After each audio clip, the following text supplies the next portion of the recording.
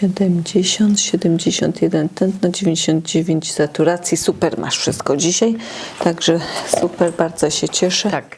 Jeszcze Danusiu, bo my tu jesteśmy ciekawi o dzieciństwa, jak żyłaś na Wołyniu. No wiesz, stamtąd to za dużo nie pamiętam, bo ja urodziłam się w 1941 roku i no, żyliśmy bardzo szczęśliwie. Dwóch starszych braci, ja jako trzecia, tatuś miał jeszcze dwoje swojego rodzeństwa. To 15 lat miała najmłodsza siostra, a 13 czy 14 miał stryjek Kazik. Najmłodszy, a że rodzice oboje umarli jak miał 14 lat i dziadek jak umierał, to zawołał go: Józek, bądź reszty ojcem i skonał. No i tak się stało. Bądź im ojcem i na tym się skończył jego żywot. Także on miał ciężkie zadanie, a miał 14 lat. Gospodarstwo było spore tam na Wołyniu. Ziemia dobra, bo tam obornik od stworów, to się rozkładało na płasko, jak popadał deszcz, przyszedł mróz, to siekierami rąbali w kostkę i tym palili pod parownikiem. Gotowane były kartofle dla świń, dla stworów. Co było potrzeba, czy wodę zagrzać dla świń, do futrowania świń, nie? To zawsze było palone tymi kostkami tego niby torfu, a to był ten obornik. Bo do niczego innego on się nie był potrzebny, bo tak były dobre ziemie. Nie? A wieś nasza nazywała się Kruszewo. To była czysto polska wieś. I jak... Ale Ukraińcy też jacyś tam mieszkali? W naszej wiosce nie. Ale chodzili wszyscy do szkoły podstawowej razem. To do Antonówki. Z Ukraińcami. Razem z Ukraińcami, a ponieważ to były tereny polskie, wszystko było po polsku uczone. Nie? Także Ukraińcy chodzili z nami i tam w mamie się troszkę zaczął podkochiwać Ukrainiec, ale mama tam się nie zadawała, nie to, bo u niej też ojciec umarł, jak ona miała 14 lat też. U niej, nie? I jej mama żyła, ja mamę, babcię to pamiętam, babcię Władzie, nie? Bo tu w Gorzowie mieszkała, to ją odwiedzałam i to, nie? To ją bardzo dobrze znam. Ale ona też miała 7 dzieci. To ona zawsze jak tego przyszła: Józek, poradź, jak to zrobić, czy jak to. Także tatuś miał na głowie 2 rodziny z 7. I też wszystko tak jakoś doprowadzić, żeby to było po Bożemu. Jemu bardzo na tym też zależało, nie? W 1942 roku, 9 lutego, niedaleko była też czysto polska wieś, ale taka duża, Paroszla się nazywała, i tam dużo z rodziny tatusia, z rodziny Choroszkiewiczów, bardzo dużo rodziny mieszkało tam, nie? Ale oni sprzyjali, tam się często szanowali, spotykali, gościli i tak dalej.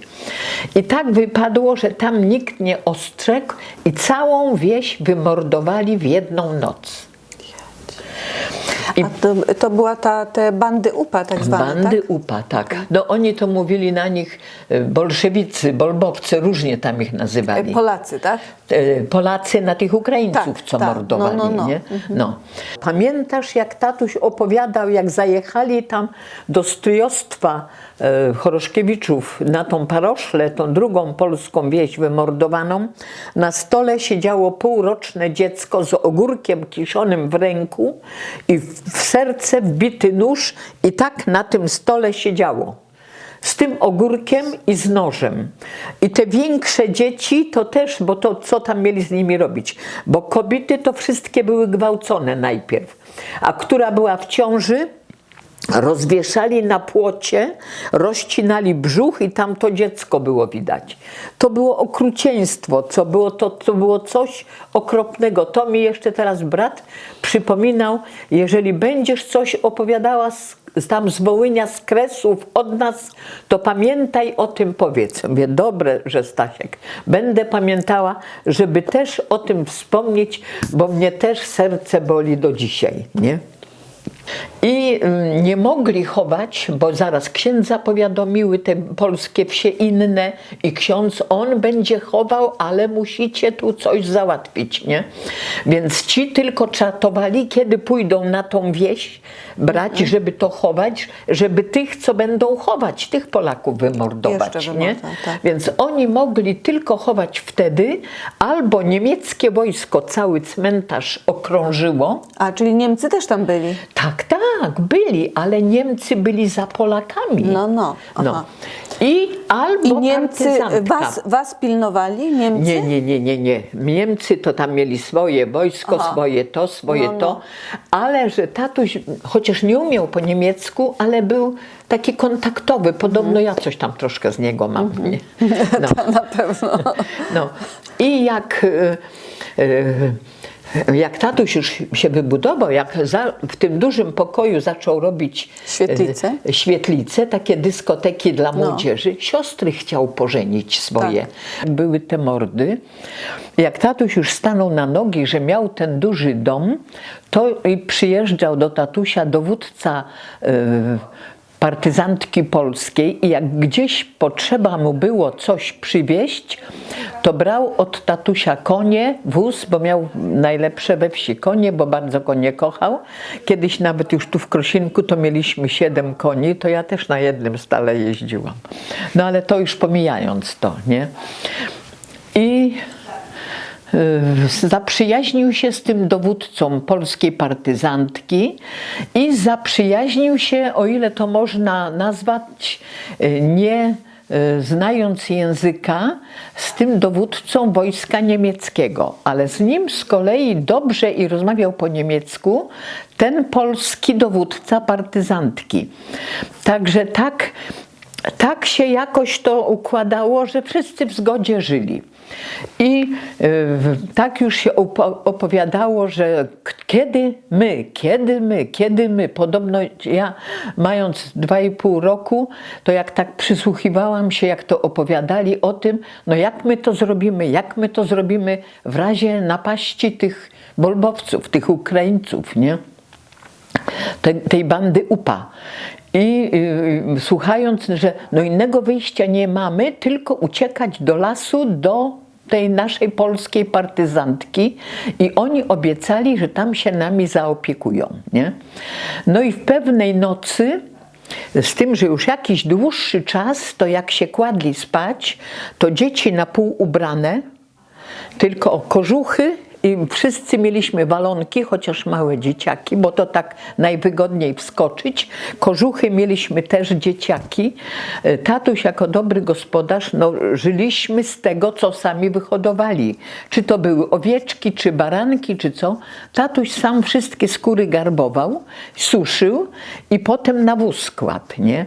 I już także wóz zawsze na wieczór przygotowany, na wozie beczki z kapustą, z ogórkami, jedna beczka z wędzonką i słonina wędzona i boczek. Co tam było, to wszystko. I kasza, i mąka, beczka owsa dla koni, no bo to o wszystkim trzeba było myśleć, nie? I tak to wszystko już przyszykowane, że w razie czego to tylko dzieciaki, pierzyny, kołdry na wóz i chodu do lasu, tak to się mówiło, nie? To ja zawsze mówiłam, Kajmy Lasiu, to powtarzali wszyscy w rodzinie, bo to taka malutka ledwo mówiła, a już miała to pojęcie, że uciekajmy do lasu, bo tam ratunek w lesie, nie? I o 12 w nocy puka ktoś w szybę, Helu, uciekajcie, bo dzisiaj wy. A wieś już była tak wcześniej zorganizowana, że od domu do domu, bo każdy na swoim polu miał dom, nie? Od domu do domu był sznurek przewiązany i tu za ten sznurek się ciągło w tą stronę wsi i w tą stronę wsi. Tam dzwonek dzwonił, że idą mordować, nie? I wszyscy to, co mieli zaraz na wóz, i wszyscy chodu do lasu. Także zdążyli ucieknąć. No, mamy to się zajęły kłaść spać tam przy tych partyzantach, nie? To było jeszcze lato, dzięki Bogu. to pokładły spać, a panowie wyszli na skraj lasu i patrzyli, co tam się dzieje. A ci wyli z wściekłości, że nikogo nie zamordowali, że ktoś tu musiał ostrzec, ktoś tu musiał ostrzec, a jeszcze wszyscy gospodarze powypuszczali wszystkie stwory z obejścia. Kury, kaczki, bo to były i indyki, i gęsi, i krowy, i cielaki, i owieczki, wszystko co mieli, wszystko puszczali na wolny luz. To zabijali te zwierzęta, do nich strzelali. Tak się na tych zwierzętach potem mścili.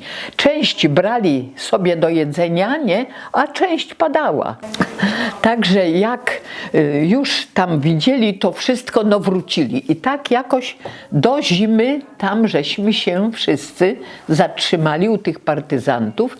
No i nas, dzieci, to mama wysyłała. Chodziliśmy do lasu jagody zbierać, maliny, grzyby. Co było w lesie, to przynosili, no żeby było coś innego do jedzenia, bo troszkę tej wędzonki, czy tam kaszy, czy mąki, czy coś było, ale to jeszcze się... I tak doszło do zimy. Jak przyszły mrozy, a tam mrozy 40-stopniowe, i mama zachorowała, a mama wszystkie włosy straciła. I to był tyfus.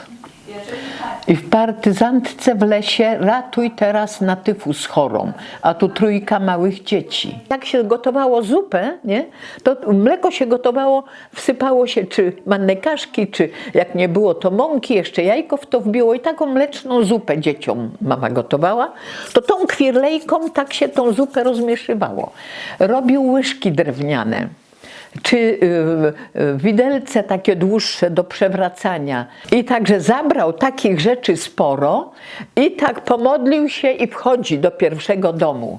I mówi, ja tu wam przyniosłem troszkę takich rzeczy, ale mam prośbę, potrzebuję dzieciom mleka. A ta kobieta, jak zobaczyła te wszystkie takie rzeczy, mówi, tak, niech pan wchodzi, niech tego, dam trochę tego. Najpierw po pół litra dla mnie, a potem 2 litry już dla wszystkich. Nie? I tatuś poszedł do niego i mówi, żonę mam zawieźć do wsi, bo jest taka chora, ta mówi gospodyni, gdzie biorę mleko, że mama ma tyfus. Nie? No i ten mówi, bierz i zawieź i rzeczywiście ją w 2 tygodnie postawili na nogi. Glacę miała dalej, ale no i jeszcze tatuś mówi, coście zrobili? A mówi, Pan Bóg nam pomógł. I prawdopodobnie, ale to tak potem już mama mi tylko opowiadała, prawdopodobnie jak ją troszkę podleczyli tymi swoimi ziołami różnymi, to po pieczeniu chleba wstawiali ją na jakiś czas do tego pieca, żeby mocno wypocić, nie? Napoili herbatą i ona z siebie wypociła ten tyfus. I po 2 tygodniach tatuś mamę przywiózł do nas do domu. I z Wołynia jechaliśmy do Berlina, aż za Berlin.